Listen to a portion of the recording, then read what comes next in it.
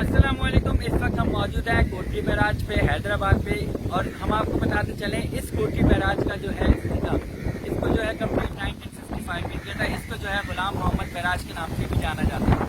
اس کی اگر میں لینتھ کے بارے میں بتاتا چلوں تو یہ تقریباً 1.6 کلومیٹر. کوٹری بیراج بنانے کا مقصد فلڈ کے فلو کو کنٹرول کرنا اور جو واٹر جو انڈس ریور پہ آ رہا ہوتا ہے اس کو کنٹرول کرنے کے لیے یوز کیا جاتا ہے. جیسا کہ میں نے آپ کو کوٹری بیراج کے بارے میں انفارمیشن دی تھی، اس وقت ہم بالکل کوٹری بیراج کے اوپر موجود ہیں اور یہ جام شوروں کے مقام پر یہ برج موجود ہے، یہ بیراج موجود ہے. ہم آپ کو بتاتے چلیں کہ اس سال جو ہے 2022 جو ایکسیپشنل ایئر گزرا ہے، یہاں پہ مونسون کی جو ہے کافی زیادہ ابو نارمل رین ہونے کی وجہ سے سیلابی صورت حال ہے. اس وقت کوٹری بیراج سے تقریباً 5,60,000 کیوسک کے قریب پانی گزر رہا ہے. ڈاؤن اسٹریم پہ آپ دیکھ سکتے ہیں کہ یہاں پہ گیٹ کھولے ہوئے جس کی وجہ سے پانی اب آگے سمندر کی جانب انڈس ریور کے تھرو ہوتا ہوا جا رہا ہے.